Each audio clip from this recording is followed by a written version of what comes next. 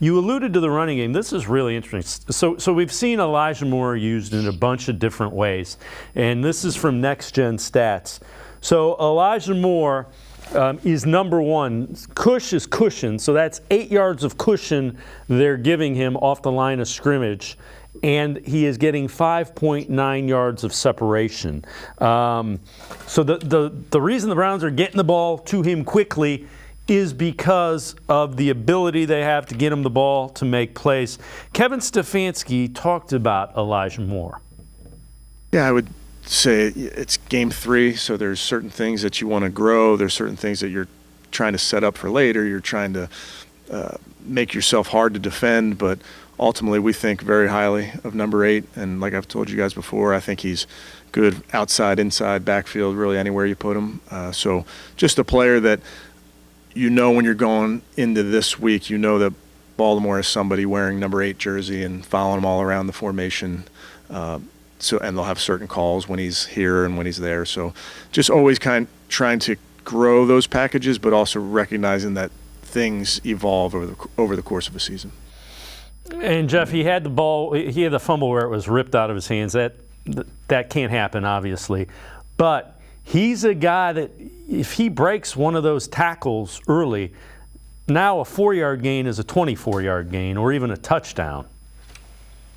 Well, there were a lot, and I feel honestly, as well. The screen, I think, we'll turn to the flea flicker screen. I think he just needed to show maybe a tad bit more patience.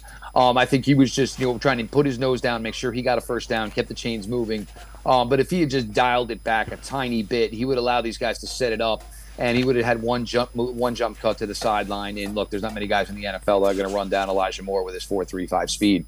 But the important thing is that Elijah is catching all these short balls over the middle. Tackled or not, it's important because, as we just heard Coach say, there's going to be some pumps here. And then there's going to be times where if, he's crossing the field and there's one defender as everybody else is going towards the other side of the field, Deshaun Watson takes a couple steps towards that way. Now you have a defender that says, do I have to commit to the receiver? Do I have to commit to Deshaun Watson? And the next thing you know, Elijah Moore slipped past you. And again, there's going to be nobody that's going to be able to chase down Elijah Moore, from behind. I think the big approach Sunday was trying to get him more involved just as a receiver, which is what I totally agree with, because it's great that he's doing 75 different things. But until he can go out there and just prove he can be a consistent receiver, putting him everywhere else is doing him a disservice. It's doing an offense a disservice, and it's not really giving the effect to the defense that you truly want it to. Now, once he's shown to be a consistent pass catcher, averaging 5 receptions through 3 games, you've got to respect that. So you see him wherever he's lined up, okay, and then there's your call. And just like Coach said, now he's moving around. So now we got to now he's going to the other side. We got to be responsible for that call. Now he's in the backfield. We got to be responsible for that call. All this in mind, Amari Cooper's still the best wide receiver on the field. So now you're talking all about what number 8's doing and having less and less conversation about Amari Cooper, who's potentially the most dangerous guy on the field.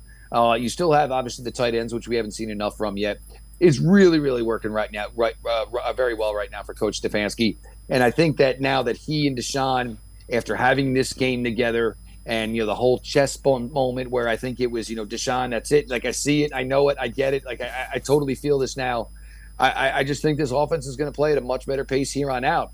They just needed that first time for it to go well, and everybody just kind of to say, "Oh, okay, well this is going to work."